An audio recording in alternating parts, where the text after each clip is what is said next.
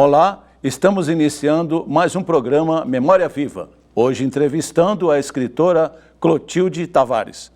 Clotilde Tavares é natural de Campina Grande, Paraíba, reside em Natal desde 1970, escritora, dramaturga, professora, cronista e pesquisadora.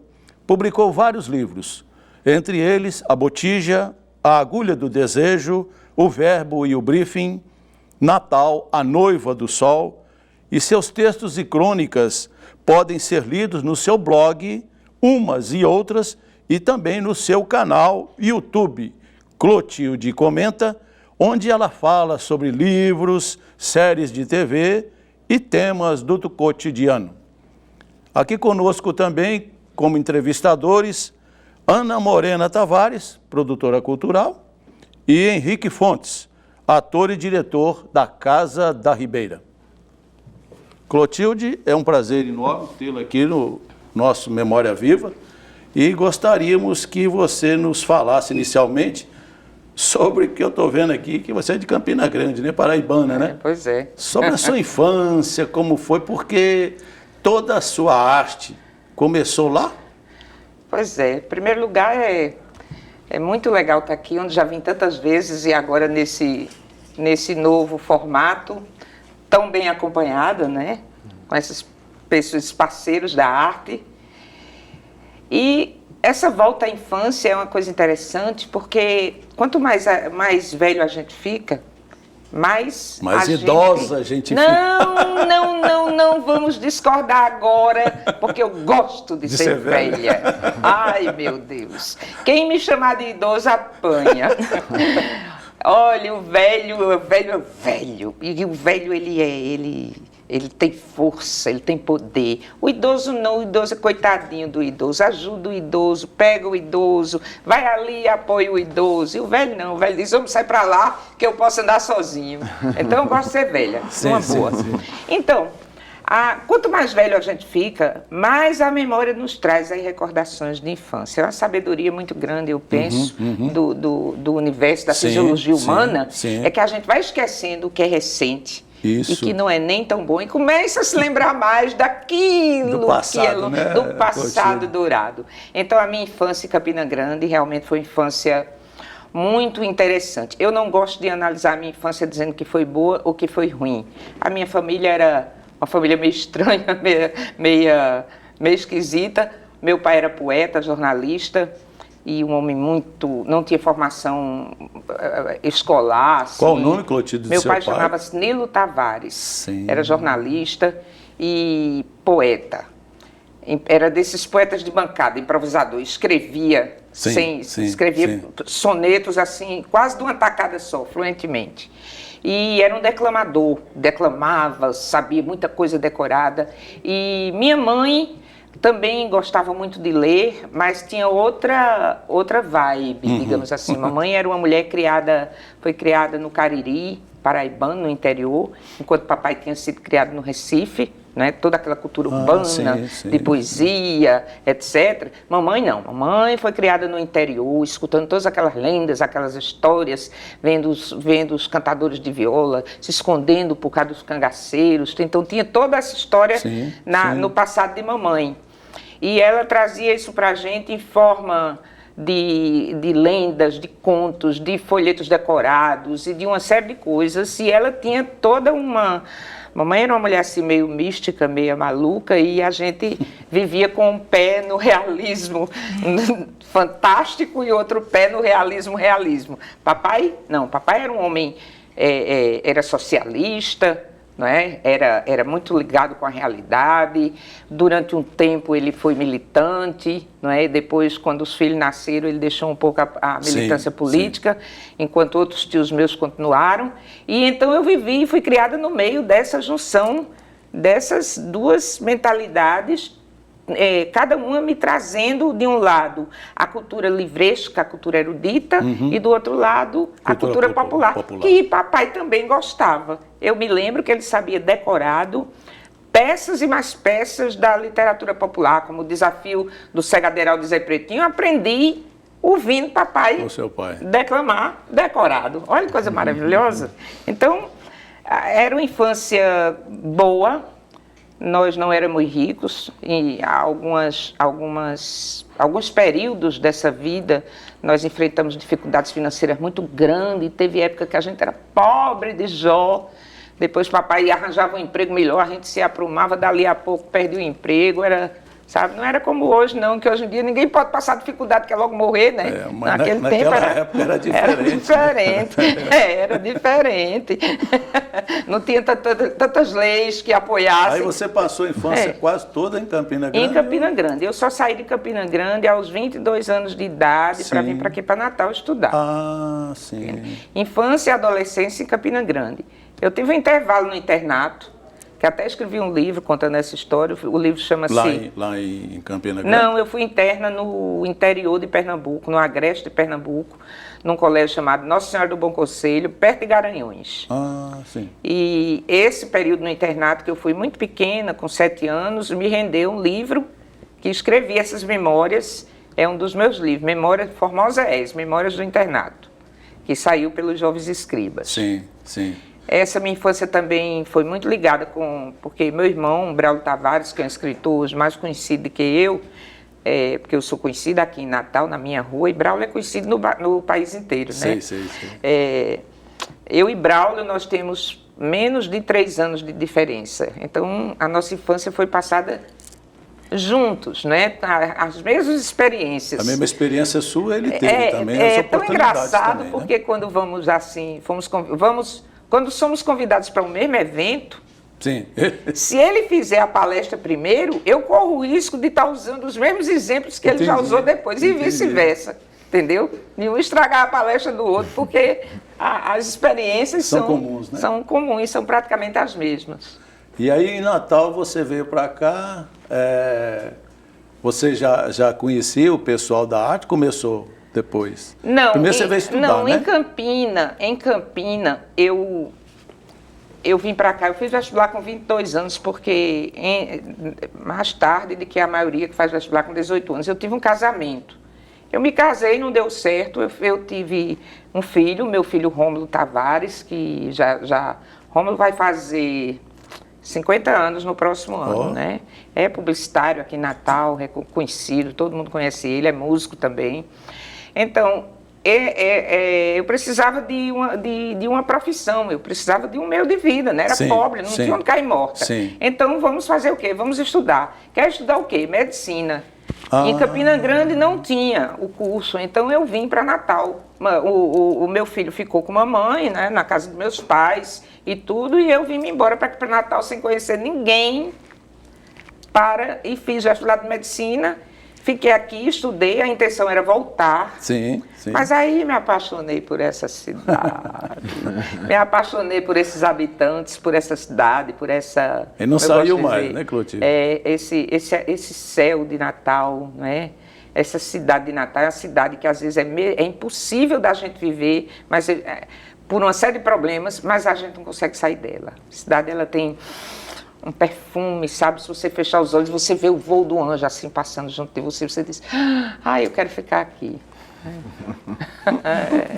E Henrique, você conheceu Clotilde nessa época ou foi depois um pouco? Eu vi um pouco depois, né? Sim. Mas depois da medicina, não foi? Na verdade, eu conheci Clotilde muito antes de conhecê-la, né? Clotilde, quando eu comecei a fazer teatro aqui em Natal, ela já era uma referência. Sim. Né? Clotilde, hoje eu tenho esse orgulho de sermos parceiros e amigos, né? Mas era essa figura, não vou dizer mitológica, mas Ele parece mais velho do que eu, mas é muito mais novo. Quase a mesma idade. Mas ela já trazia, primeiro a bagagem da universidade, porque quando eu vim saber de Clotilde médica, muito depois, porque na verdade a fama de Clotilde era professora universitária, né? Do departamento de artes. Ela E já era era, onde assim, você- uma Eu já tinha largado a professora... medicina há muito tempo. Muito isso que é tempo. interessante. Ela começou com medicina, largou e foi para artes, né? Pois é. Pois é. Aí você conheceu ela na área de artes. Eu conheci, então, primeiro a história de Clotilde Sim, Tavares, sim. né? A fama dessa professora que era amada e era detestada, era assim, sempre porque ela era muito durona, porque exigia e os alunos não estavam muito acostumados com a característica das exigência. E, ao mesmo tempo, assim, muito amada porque eram aulas muito desse realismo fantástico que ela fala. Acho que isso sempre influenciou, né? Dá para ver na literatura dela. Imagino que as aulas também, eu nunca fui aluno dela, mas imagino que as aulas eram aulas muito emblemáticas, né? Cheio desse realismo fantástico. Mas eu vim conhecer um pouco melhor quando a gente começou a trabalhar, né? Eu acho que quando a gente começou, primeiro a dialogar mais de perto, quando eu fui vê-la atuando, né? Em Papai Pirou, nas ondas do rádio, Faz lá no muito Estabanada, faz tempo, lá. Se eu não me engano, no Sandoval Vanderlei, no Teatro Sandoval, no finado, né? Já podemos dizer finado, Teatro Ana Sandoval Morena. Vanderlei, no Alecrim. Alecrim. Mas era incrível, porque assim, primeiro que o Estabanada, e aí acho que já posso emendar na minha pergunta, foi uma referência muito forte na época, né? Sim. Porque era um O teatro de Natal. Para o Teatro de Natal, acho que era um grupo que todo mundo já olhava diferenciado, porque assim, primeiro que trazia projetos que eram muito divertidos, né? Críticos também, apesar de a comédia estar ali muito viva, mas era uma comédia ácida, né? Tinha Eram espetáculos pop, né? Era muito pop, né? Exatamente, trazia Uma linguagem. trazia uma agilidade que a gente não estava acostumado. Do teatro de vanguarda, né? Não sei, eu sou meio assim avesso a esse termo de vanguarda, porque eu acho que às vezes ele esconde uma falta de profissionalismo, né? Todo respeito aos vanguardistas, mas eu acho que não, o teatro feito pelo Estabanada era muito profissional, era muito correto. Isso. Era um teatro que era de grupo, mas que era uma companhia. Sim. Do ponto de vista da construção estética do trabalho, era um trabalho de grupo, onde todo mundo discutia. Quando eu entrei no Estabanada, tinha Marcos Bulhões, tinha João Marcelino, Nereu, Chico Vila já tinha saído, tinha Danilo Guanais. Então eu fui entrei nesta fase e se discutia muito esteticamente, mas o trabalho, a relação era como se fosse uma companhia de teatro profissional. Então o Estabanada ele conseguia, eu penso, juntar toda a inovação de um grupo de teatro com o profissionalismo da companhia. Aí o que acontece? Nós fizemos o Papai Pirou, que isso foi em 1990. Foi minha estreia como atriz, eu acho. Foi nos Ana palcos. Morena estreou Eu como tinha atriz. 11 tinha anos, 12 anos. 12 anos. Aliás, comemoramos os 12 anos dela durante o Isso. processo, não é? A estreia sua no No teatro. teatro. Ela tinha 12 anos. E a sua foi quando? A sua estreia Não, no eu teatro? trabalho em teatro desde que me entendo por gente, que sempre estou fazendo uma coisa aqui, outra acolá. Sim. Não é? E sempre querendo fazer, Mesmo mas aí... como médica, você... Mas aí era o seguinte, eu trabalhando como médica, Sim. e sempre quando aparecia uma coisa ou outra, nas campanhas políticas da universidade, Sim. menina inventava uns espetáculos super divertidos, não é? Nas campanhas para reitor, muita gente ainda se lembra, não é? Eu trabalhava nas Sim, campanhas de reitor, sim. escrevia os folhetos de cordel para a campanha e ainda montava uns pequenos esquetes de atuava. Aí foi né? que você começou a ver, ó, eu não tenho nada a ver com a medicina. Não, né? não. Aí eu sempre gostei muito da medicina. O problema não foi esse, não. O problema é que eu trabalhava na medicina, na área de saúde pública. Eu sou formada em medicina e tenho mestrado em nutrição e saúde pública. Sim, nutrição e então, saúde. sendo a minha área, basicamente, aleitamento materno e políticas de saúde. Sim. Então, eu sou daquele tempo que fundou-se o SUS, Sim. a criação do SUS, porque o SUS nem sempre existiu. Não. Houve um momento em que a política de saúde do governo resolveu criar um sistema único de saúde. Então, eu sou dessa época. Né? Era uma época, a saúde pública, a minha especialidade, é uma coisa que está o tempo todo muito ligada com a política. Então, esse choque daquilo que a gente pensa, idealiza, fazer, que tem aquele embasamento técnico, indicando que deve fazer aquilo, isso se choca muitas vezes com o que os políticos querem. E era uma briga que me rasgava, me trucidava ao meio, querendo fazer uma coisa, vamos fazer este projeto aqui assim, assim, para aplicar em tais municípios, o camarada lá da Secretaria de Saúde olhava e dizia, não, isso aqui não pode não, porque esse camarada não votou com a gente, votou com o PFL, votou não sei com quem. Isso me deixava enlouquecida, né? Então eu comecei a ficar infeliz. E eu não nasci para ser infeliz. E nessa história de ficar infeliz, uma vez eu encontrei com Marcos Bulhões. Marcos não sabia que eu era médica, pensava que eu era jornalista, e me convidou para fazer um teste de teatro. Eu já tinha feito muita coisa em teatro, mas ele não sabia, porque ele era novinho, né? Ele tinha 20 e poucos anos. Aí eu fui lá, fiz o teste, passei e fiquei trabalhando na estabanada. Pronto, tá contado. Entendeu? E aos pouquinhos fui me desligando da medicina. Chegou uma hora, né, depois de alguns anos tentando equilibrar as duas coisas, que eu digo, como quer saber, tinha uma vaga no departamento de artes. Sim. E eu me transferi do departamento de saúde coletiva e nutrição do Centro de Ciência da Saúde para o departamento de arte do Xixila. E lá fiquei até me aposentar. Foi um transplante. E a Ana Morena Tavares, né? Vou dizer, né? Não vou esconder, pode que é dizer, filha, lógico. né, da Clotilde. Sou filha de Clotilde. É uma produtora cultural, né? Sou também, eu trabalho com música. Você acha que houve influência da sua mãe? Não, total. Muitas vezes quando é aniversário de mamãe que eu coloco assim, não sei o que, sua mãe é ótima, porque todo mundo chega pra mim e diz, você é filha de Clotilde, sua mãe é ótima. Eu digo, ela é mesmo, ela é ótima.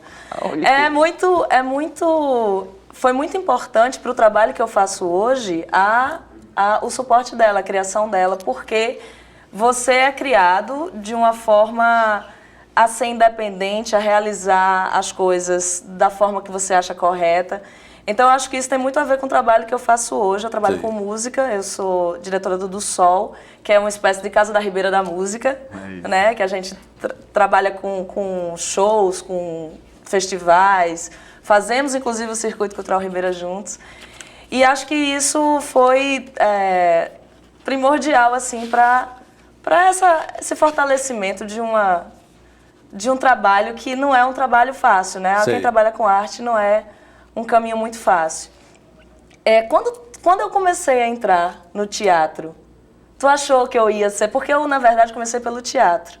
Mas aí depois, meu irmão é músico, né? Eu acabei ficando naquela e a música me arrebatou. E quando eu fiz o meu primeiro show, realmente eu disse tchau pro teatro, porque o teatro é uma arte muito trabalhosa, no sentido de que você só faz aquilo da sua vida. Você acorda e faz ensaios de 5 horas por dia. 6, 7, 8, 9. Exatamente.